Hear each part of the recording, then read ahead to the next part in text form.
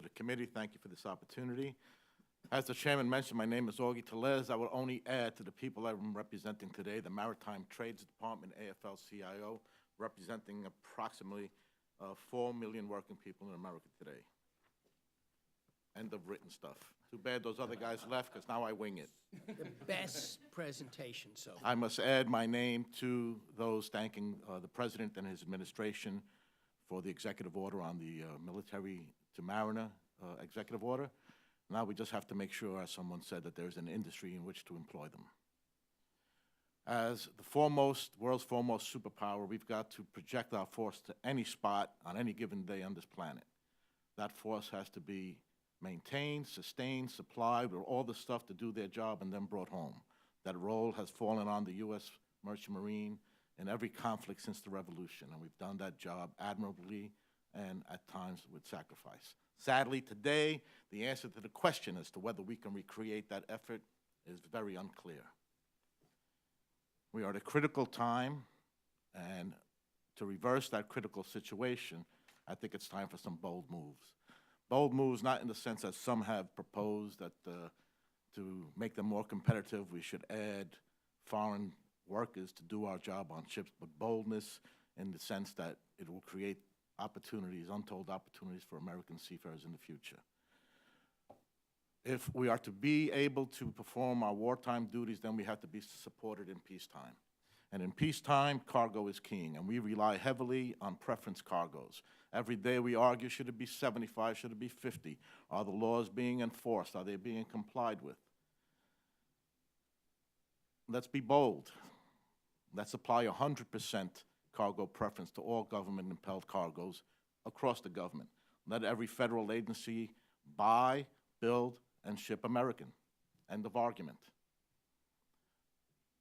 The Maritime Security Program is another linchpin in our peacetime fleet. It needs to be extended, expanded, and increased so that we can realize Admiral Busby's vision of a larger fleet that includes U.S. tankers to meet our military's fueling needs. LNG, we are becoming and have become a premier energy producer and exporter. Sadly, there is no U.S. flag involvement in that trade. Let us be bold and enact Mr. Garamendi's Re-Energizing American Shipbuilding Act into law, embrace it as a national energy policy. It will create thousands of jobs on land, in the shipyards, at sea, create a true trade for American companies to be involved in, and silence those Jones Act waiver demands for the transportation of energy.